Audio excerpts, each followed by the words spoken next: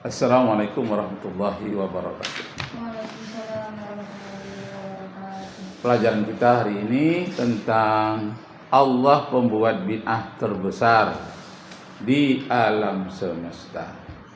Dasarnya surat Al-An'am 101. Badi'us samawati wal ard. Ya kan? Allah membuat bid'ah langit dan bumi. Coba baca lengkap ayatnya. Maryam.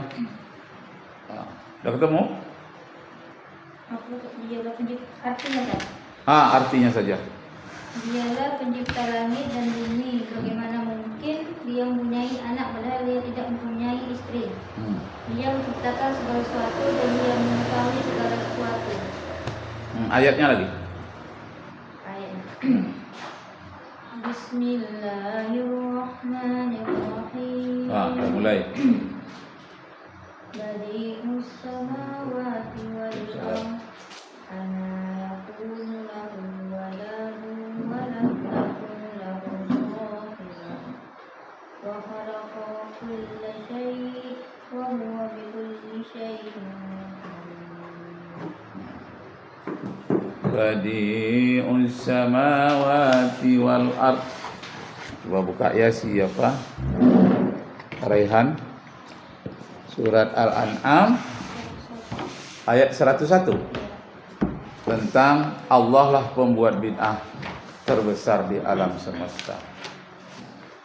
Jadi Allah boleh berbuat bid'ah, tapi manusia tidak boleh berbuat bid'ah kecuali bid'ah hasanah. Pernah dengar bid'ah hasanah? Bid'ah hasanah itu tak ada contoh dari Rasulullah, tapi perbuatan itu baik. Rasulullah tak mencontohkan apa ya, misalnya peringatan Maulid, itu tak dicontohkan, tapi baik. Nuzulul Quran, baca Yasin bersama, tidak ada contoh dari Rasulullah, tapi baik. Karena dia baik disebut dengan hasanah. Siapa yang pertama kali menyebut bid'ah hasanah? Umar bin Khattab.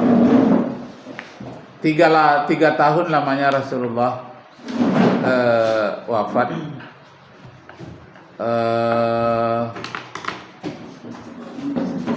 Tidak ada sholat tarawih. 3 tahun lamanya tidak ada sholat tarawih.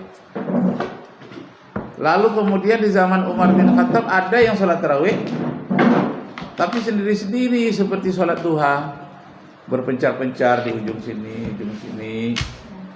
Sudah buka puasa, berpencar-pencar, kemudian sholat isya, sudah sholat isya, ada lagi sholat berpencar-pencar.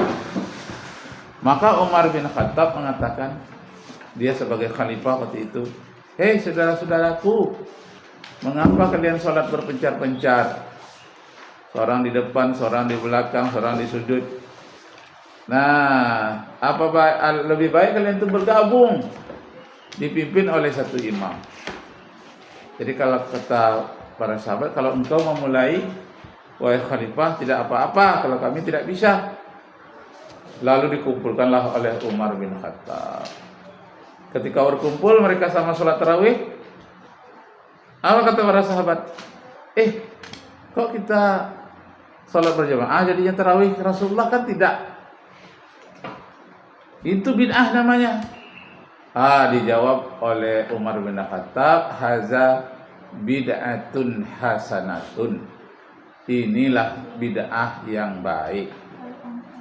Tetapi dalam hadis itu bukan bid'atun hasanatun bahasanya, disebut dengan ni'mal bid'ah, sebaik-baik bid'ah. Karena bid'ah itu susunan dari bentuk kata-katanya adalah muannas, maka nikmah menjadi nikmat.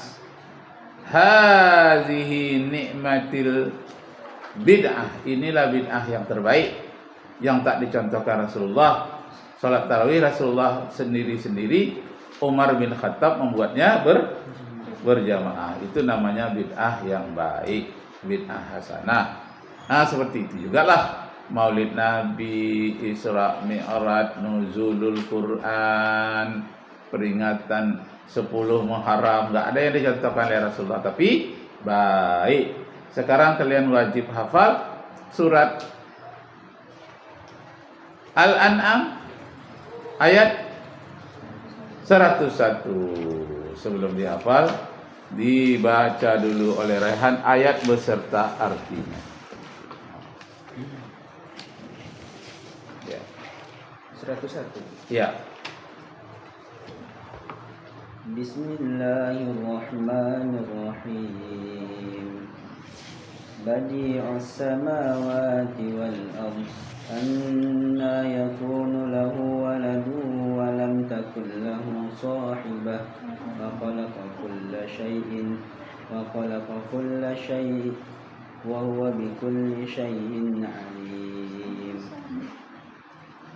Dia Allah pencipta langit dan bumi. Bagaimana mungkin dia mempunyai anak padahal dia tidak mempunyai istri? Dia menciptakan segala sesuatu dan dia mengetahui segala sesuatu.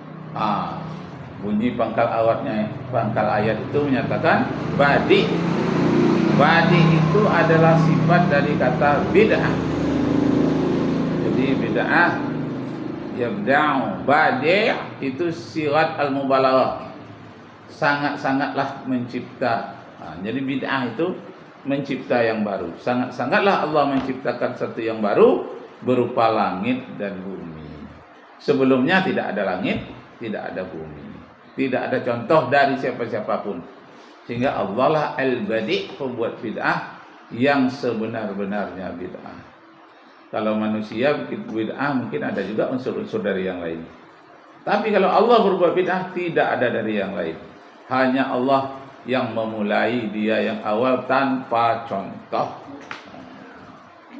Bagaimana kalau bid'ah yang dibuat oleh manusia yang jelek? Tahu? Contohnya orang membuat bid'ah itu aliran-aliran yang tidak memakai sholat. Kenapa tidak sholat? Kan sholat itu li zikri katanya, untuk mengingat Allah. Asal sudah ingat saja sudah, tak perlu sholat lagi.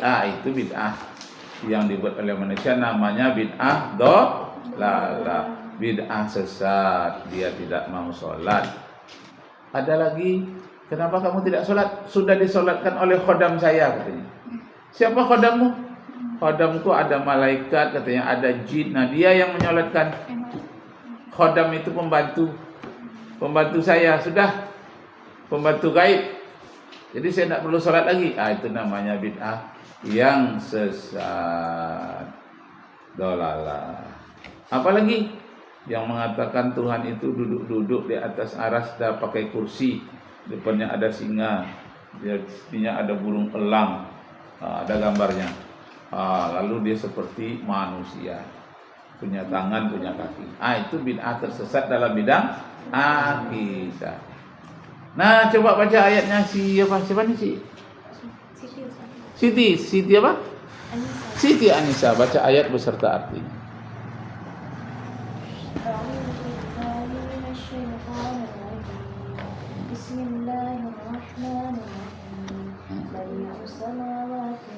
Panjangkan di-nya itu. Badi'us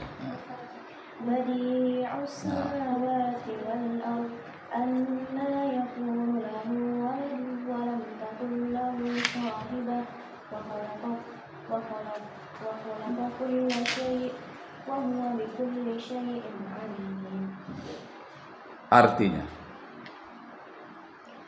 Dia Allah pencipta langit dan bumi. Bagaimana mungkin dia mempunyai anak padahal dia tidak mempunyai istri? Dia menciptakan segala sesuatu dan dia mengetahui segala sesuatu. nah, terus siapa? Aisyah. Iya, Aisyah. Enggak pakai Siti. Nah.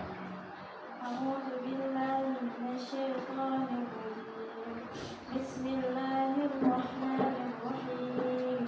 Badi'us samawati wal ardh anna yakunu lahu waladun wa lam takul lahu sahibah wa khalaqa kulla syai'in wa huwa bikulli kulli syai'in 'alim.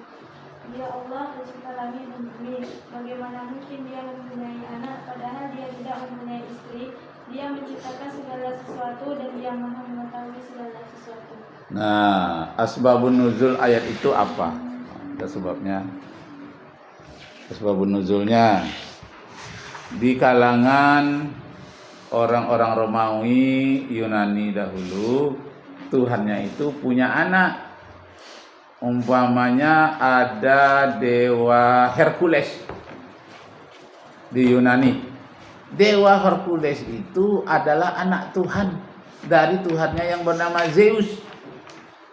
Jadi Tuhannya bernama Zeus, anaknya bernama Hercules. Jadi sudah terbiasalah orang-orang Yunani kuno, Romawi kuno yang menjajah tanah Arab, terutama tanah Judea, Palestina sekarang tuh, itu pernah dijajah oleh Romawi dan Yunani. Nah itu Tuhannya punya anak. Bagaimana itu dijawab oleh Al-Quranul Karim? Bahwa Allah Maha Suci lah dia tak punya anak dan tidak punya istri. Kenapa? Yang punya anak, yang punya istri itu adalah makhluk yang lemah. Sedangkan Allah bukan makhluk dan dia Maha Perkasa. Tidak memerlukan anak, tidak memerlukan istri. Lalu ada yang bertanya lagi, ya Muhammad, kata orang Quraisy, kalau malaikat itu terbuat dari cahaya, jin terbuat dari api, hewan dan tumbuh-tumbuhan terbuat dari air, manusia tercipta dari tanah. Nah Tuhanmu yang namanya Allah itu terbuat dari apa? Sif Rabbaka, berikanlah sifat-sifat kepada Tuhanmu. Maka turunlah surat Al-Ikhlas. Qul huwallahu ahad, say Allah one and only. Sampaikanlah ya Muhammad, Allah itu Esa, Allahus Samad, Allah the eternal absolute. Allah lah tempat bergantung, sumber segala-galanya adalah Allah. Itu namanya absolut. Lam yalid wa lam yulad. Dia tak memerlukan anak, dia tidak beranak dan tidak diperanakkan. Yang beranak dan diperanakkan itu adalah babi dan anjing, kambing. Masa Tuhan sama dengan kambing, sama-sama punya anak, maka dia tidak beranak. Tapi ada juga orang Yahudi nyebut anak-anak Tuhan. Itu simbol-simbol saja. Orang yang dikasihi oleh Tuhan zaman Nabi Musa itu, orang-orang yang dekat pada Tuhan disebut dengan anak-anak Allah. Tapi bukan anak yang sebenarnya. Tapi di kalangan orang-orang penyembah patung berhala, memang Tuhan punya anak benar-benar sebagaimana dewa Zeus punya anak namanya dewa Hercules. Jadi dia ada punya anak. Dijawab Islam tidak seperti itu.